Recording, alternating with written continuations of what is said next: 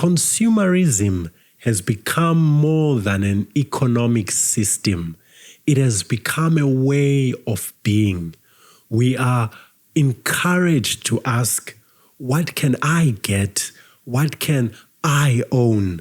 What can I consume? But Pangu and Nüwa invite us into another rhythm altogether, a rhythm of creation rather than accumulation, a rhythm of restoration rather than exploitation, a rhythm in which a meaningful life is measured not only by what we take from the world, but by what we give back to it. Pangu stood until the heavens rose. Nüwa stayed when all the sky was torn. Teach our hearts to give the same.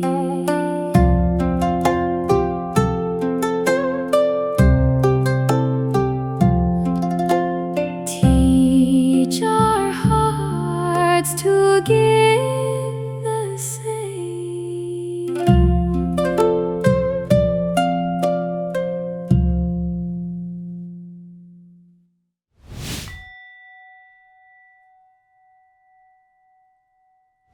If it's your first time around this neck of the woods, welcome. I am truly glad you are here.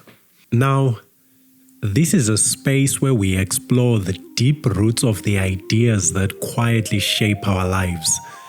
You know, the ideas that shape how we understand ourselves, how we relate to one another, and how we make meaning in our lives.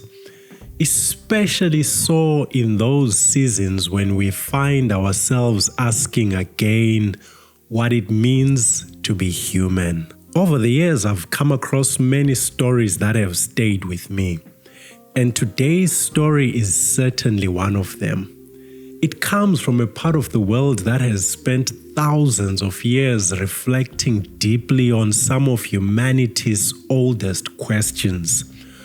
Questions about harmony and conflict, about humanity's relationship with nature, questions about wisdom and suffering, about order and balance, and ultimately about what it means to live well and what it means to be human.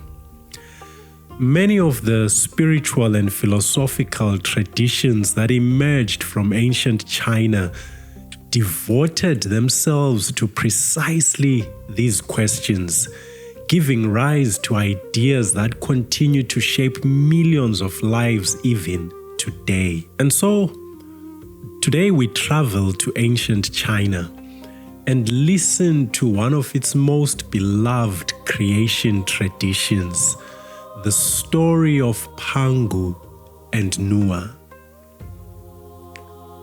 Now, as with all ancient traditions, there is no single definitive version of this story.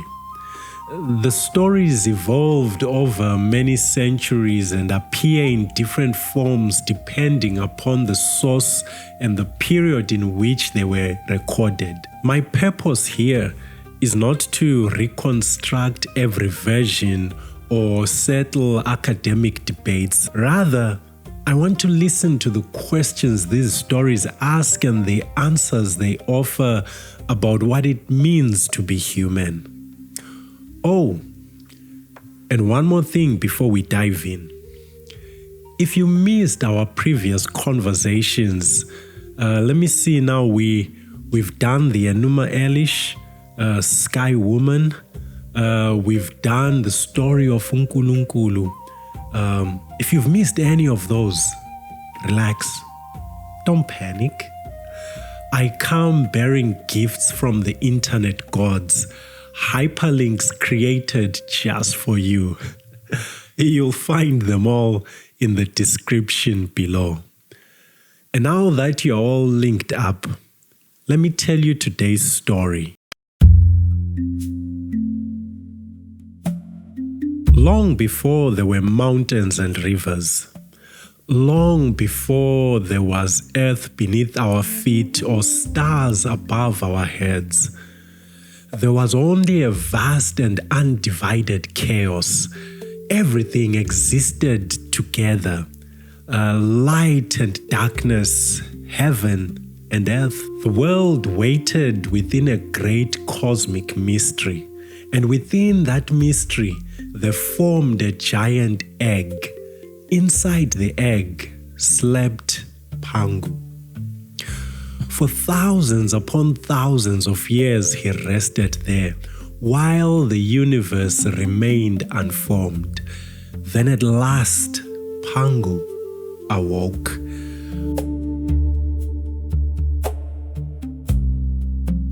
Finding himself surrounded by darkness, he took up a mighty axe and struck the cosmic egg.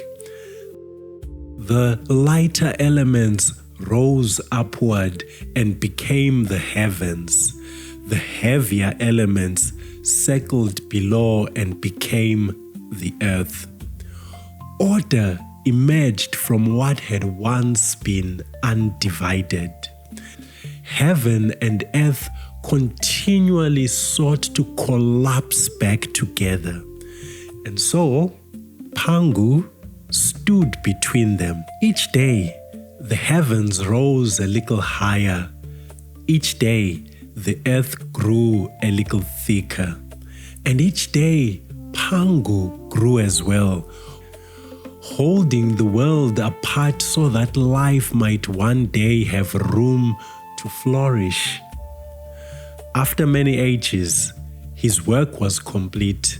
The world was stable, and Pangu, exhausted from his labor, lay down and died.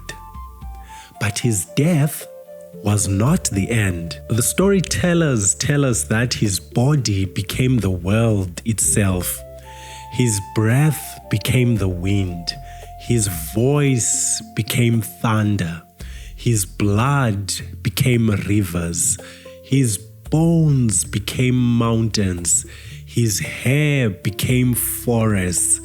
And from his sacrifice emerged the living world upon which all creatures would depend.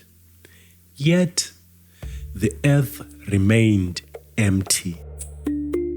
And so, many generations later, the goddess Nüwa walked upon the land.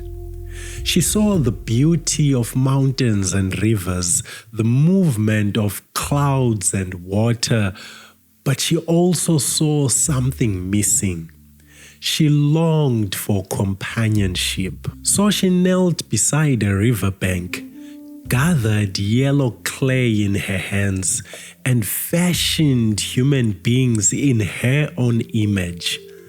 And some tellings say that she breathed upon them, and the breath of life entered them.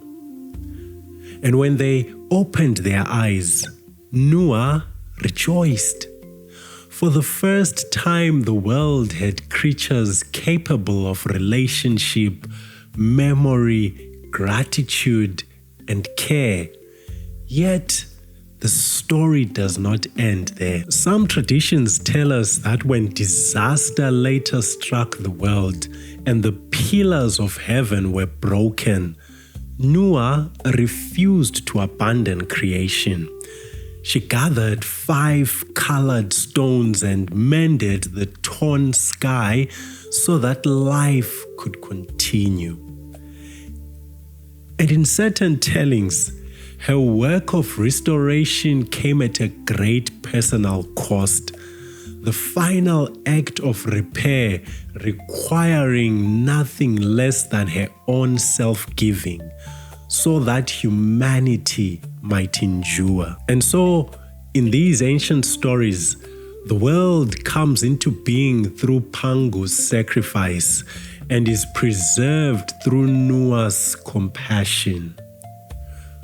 One gives himself that the world might exist. The other gives herself that the world might continue. And humanity inherits both gifts, a world made through sacrifice and a world sustained through care. And that is how the story finally arrived at us.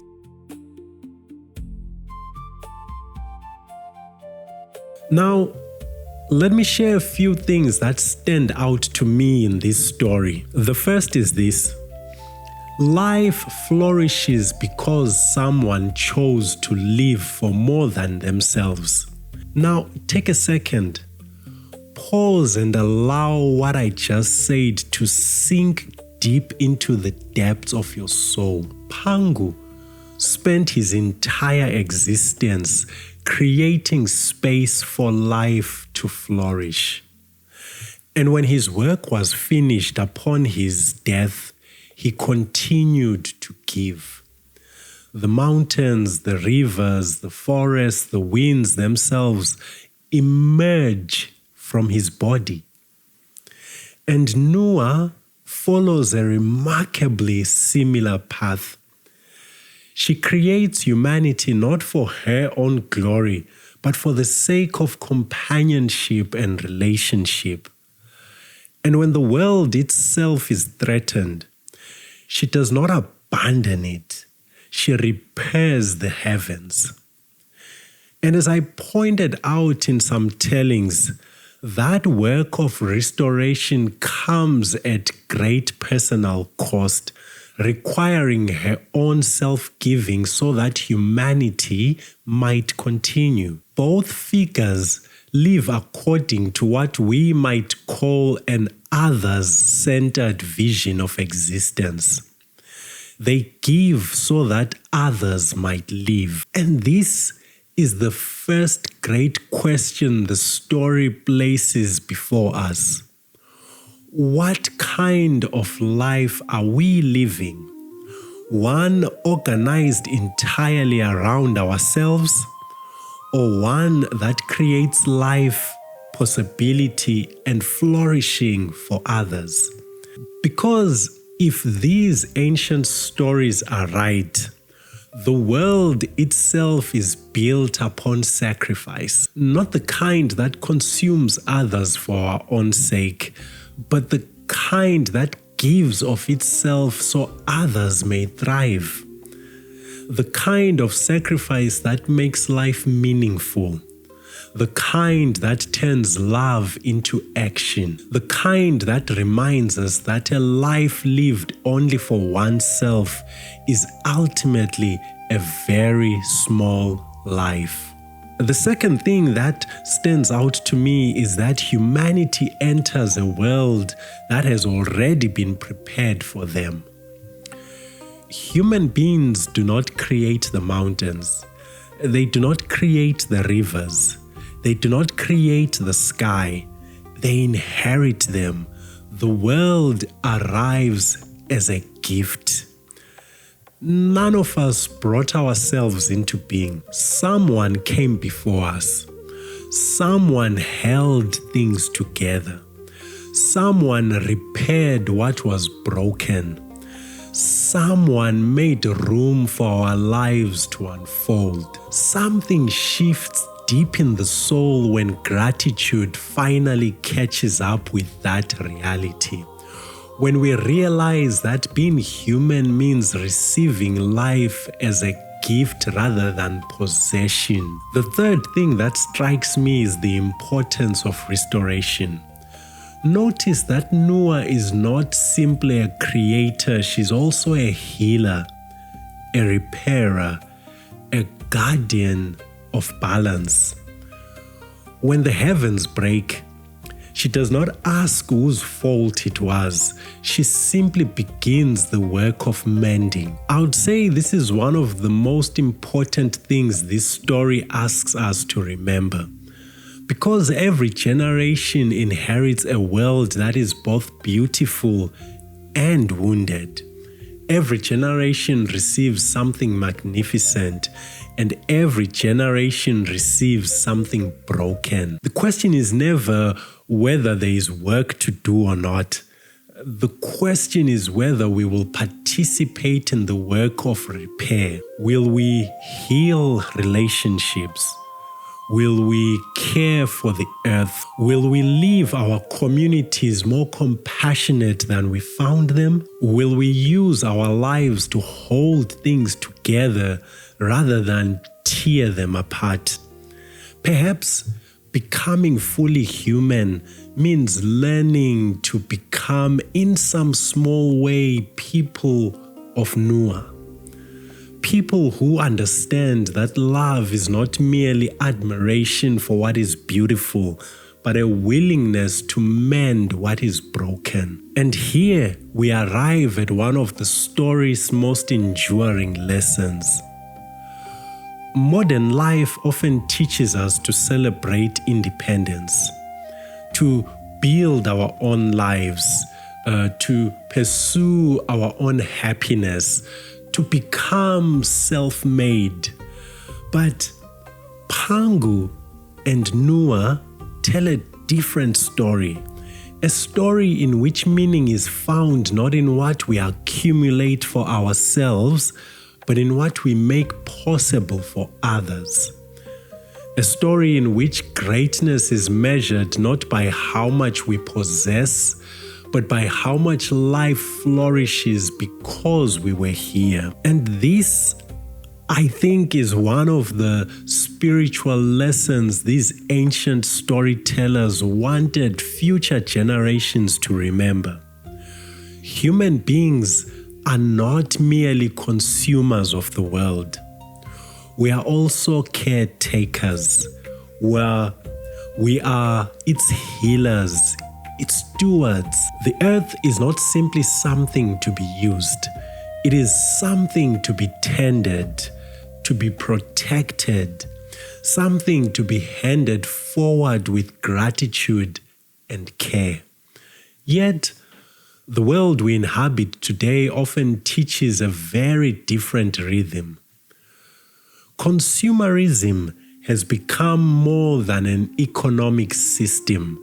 It has become a way of being. We are encouraged to ask, what can I get? What can I own? What can I consume? But Pangu and Nüwa invite us into another rhythm altogether, a rhythm of creation rather than accumulation, a rhythm of restoration rather than exploitation, a rhythm in which a meaningful life is measured not only by what we take from the world, but by what we give back to it. The ancients seemed to understand something we modern people often forget. We inherit a world that is both beautiful and fragile, and every generation carries the responsibility of leaving it a little more whole than it was when they found it. To be human, then, is not merely to inhabit the earth. It is to care for it, to mend what has been broken, to preserve what is good, and to ensure that those who come after us can also flourish. That, I think, is one of the enduring gifts this ancient story still offers our own age. Now, before we call it a day, I should mention that this reflection first appeared on Patreon before making its way here. In fact, that's where all our reflections begin their journey. Patreon is also home to our extended conversations, where we sit with these ideas a little longer and explore them a little deeper. So, if you'd like to support the work we do here, or simply to continue the conversation, Patreon is the place to be. And if you're wondering how to get there, relax, don't panic. I still have one last hyperlink up my sleeve. You'll find it waiting for you in the description below. And at the end of the day, I want to thank you for being here. Because learning what it means to be human together truly, truly matters.